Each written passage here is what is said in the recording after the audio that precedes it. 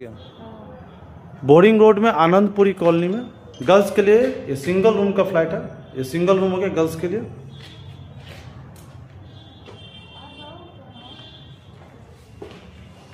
ये single room है,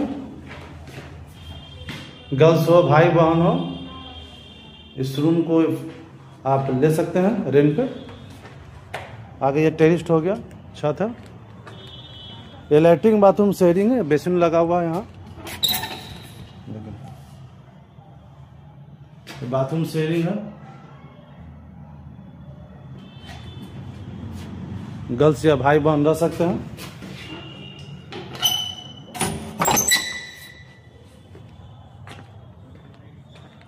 कितना रेंट लगता है आपको यहाँ पे?